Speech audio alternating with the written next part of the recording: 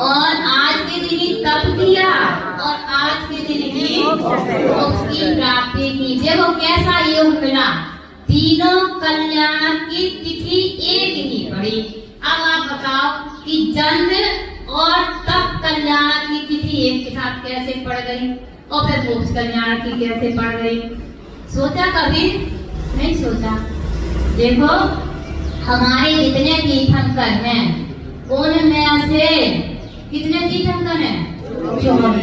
24 तीर्थंकर में से 19 तीर्थंकर के जन्म और तप एक ही तिथि पर है। और ऐसा क्यों हुआ? आप लोग जन्म कल्याण मनाते अपना? मनाया?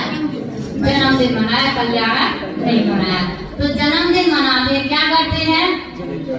मिठाई खाते हो, केक काटते हो, रिश्तेदारों को बुलाते हो, डीजे ज्यादा हुआ डीजे चला लिया। तो इस तरह से आप जन्म कल्याण मनाते हैं। और हमारे जो तीर्थंकर हैं उन्होंने अपना जन्म कल्याण कैसे मनाया?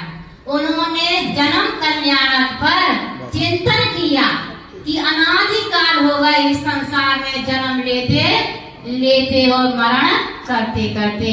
अब तो ये जो हमारा जन्म हुआ है ये अंतिम जन्म है, इसके बाद अब हमें संसार में जन्म नहीं लेना है।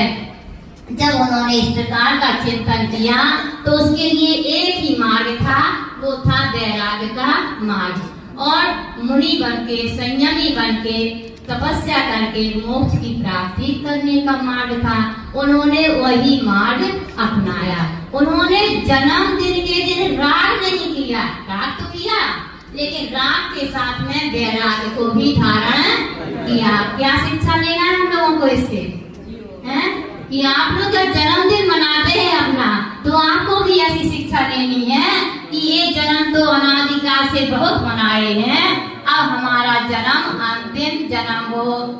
हमें अपना जीवन राग के साथ नहीं वैराग्य के साथ व्यतीत करना है। यदि इस प्रकार का चिंतन करके मनाओगे तब तो आप तीर्थंकर के अनुयायी कहलाओगे, अन्यथा संसार की बातें संसार में ही घुमाती रहेंगी। तो जन्म और तप की तिथि एक किस लिए मिली? इसलिए मिली कि उन्होंने राग में वैराग्य का चिंतन किया और दीक्षा धारण की।